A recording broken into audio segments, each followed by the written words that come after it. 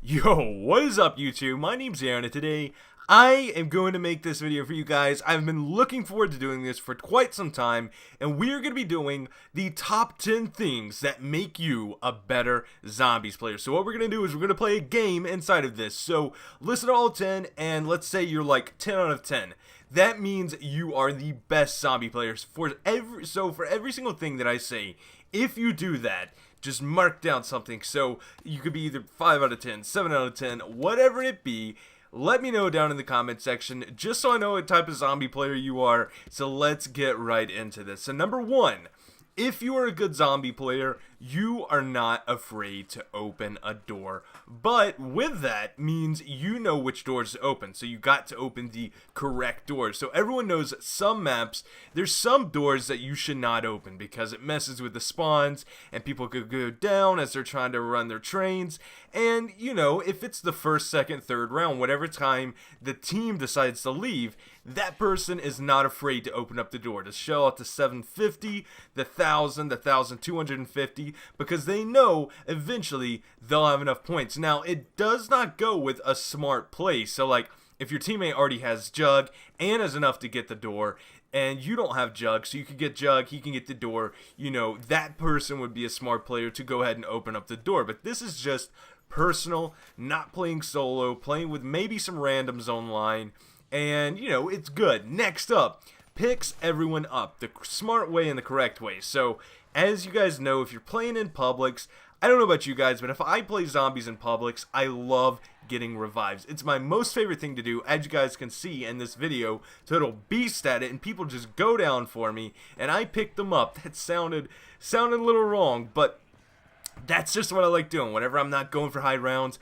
going for challenges, I just like casually playing Publix and just reviving as many people as I can. But with that, I know the correct time to pick someone up. So if a horde's standing on top of them, obviously you don't just rush over there and pick them up, and you don't let them die out because everyone hates spectating, and before you know it, if the round's long, they will back out just so they get to play again. So keep that in mind. Plus they lose all their weapons and perks, and that just sucks for everyone. I think the correct way is to just run the zombies around and then go for them. Don't kill the zombies, or grab a nuke, grab an insta-kill, something that will protect you while you pick them up. Next up, number 3, you're not a box hog. That is the number 1 thing I would almost say that like every bad zombie player does. I can tell how good a zombie player is just by that initial box, or if there's a fire sale.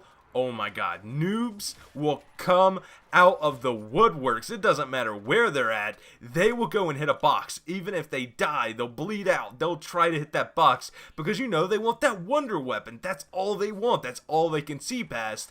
And you know, if you're a good zombie player, you're not gonna hog box. You're gonna get your weapon, enough to get you your perks, and then you're gonna go back to the box later.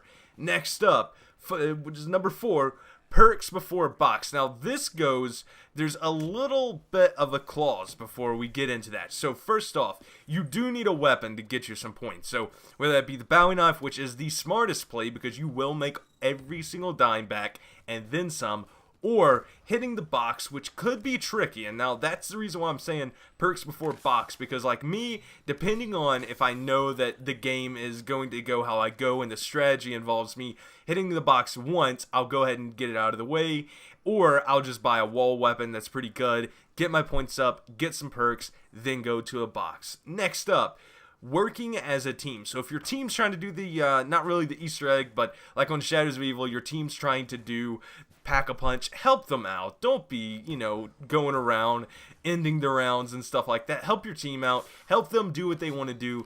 Just remember, all you're there for are the revives, or you're there as an actual team and you're trying to help them.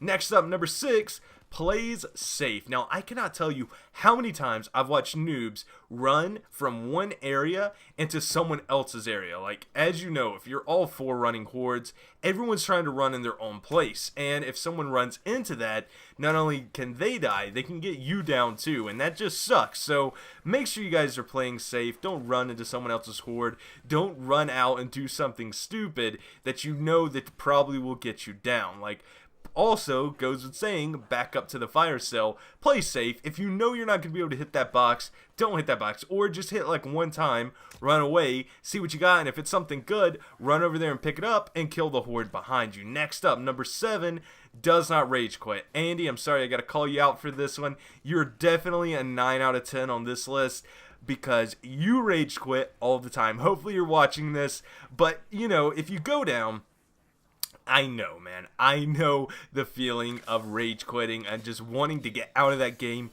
but it sucks for the other people. And especially whenever a noob rage quits, you know you hate it because that's one less person that you have to revive, or you get to revive. Next up, healthy wallet. This is the number 1 tip I tell anyone if they're starting out in zombies. Once you get a gun, any kind of a gun, and you get your perks, whether you get 4 perks, 2 or 3, 1, honestly, make sure you have enough if you go down again, because we all do go down. It doesn't matter how good of a zombie player you are going to go down every single game you play unless you quit out, which goes back up to the do not rage quit. So make sure you have enough points to go and get your jug. That's the one thing. As long as you have 2,500 points, you'll be good. It doesn't matter if you're like, you got the wonder weapon, you got all your perks, and now you're trying to get monkeys or little Arnies. Don't use all of your points all the way down to nothing. Use it down to about 3,000 and just enough for you to get jug and get you back on your feet. Otherwise, you're probably going to keep going down again unless you just know you're a tank and you're not going to go down until you get 2,500 points. Next up, number 9, knows when you are about to go down and calls it. Like, if you ever play with me and I'm talking to you, I will say, oh, I'm about to go down. And honestly, you can watch, I think my video from yesterday, Chad even said, oh, I'm about to go down, and I looked over and he was alright. 2 or 3 seconds later, he went down. What that does, if you're playing with another good person, it allows them to know what they need to do. Like, in that situation, there was nothing I could have done. Watching the video again, I might have tried to loop back again, but the Mario was just too close. Like, I looked, maybe if he was back another 5 feet from where he was, I could have enough time to loop back because the zombies would have been faster, and I might have slid past the Margo and got the revive. But you don't know how great it is whenever someone calls out they're about to go down and they don't. I mean, even if it's you, it's just a good feeling because you know you just did something clutch. Like, you got out of death. You cheated death, and it feels good. And plus, they're like, whoa, you didn't go down. Like, yeah, no, I'm good. And it feels good. You guys need to do it. That's the one thing. Even if you're playing, like, solo, practice being like, oh, no, I'm about to go down. Like, oh, I'm down. Never mind, I got it. Just practice that, and it will make you better when playing with a team. And number 10, this is the biggest one, horde and cutbacks. Now, hoarding, everyone knows you walk the zombies around in a circle, and it's a big stereotype that, I wouldn't say stereotype, but it's a big thing that people think about zombies players, like, oh, you're just walking around in circles. No, you will get trapped in circles, and whenever you're hoarding, you should not run. People say, oh, you're just running around in a circle, and whenever I watch people hoard, they're walking or running, and then they turn around and aim in to shoot. No, whenever you're hoarding, you need to be looking, you just need to be walking forward all the time, never looking back, never walking backwards, and whenever you're ready to shoot, turn around just a little bit, just turn the horde into a tight circle, and shoot hip fire into the middle of it, or if you have the wonder weapon, you can turn around, look down, and shoot the ground. Next up is the cutbacks. We're still on number 10. Cutbacks is where you're walking in a circle and you go on the outside around your circle. So it's kind of like a C shape and then back around, kind of like a little S. And it helps you out a lot. Once you learn how to cut back while you're hoarding and walking while you're hoarding, it's going to make your zombies playing skills that much better. You're not going to go down as much. Like, if you see death, you know when to turn around and walk on the outside. Always leave yourself enough room. Never walk the horde up so close to a wall that you cannot cut back. So hopefully you guys enjoyed this. Hopefully you guys know what you are. Let me look at this list real quick and I'll tell you what I am.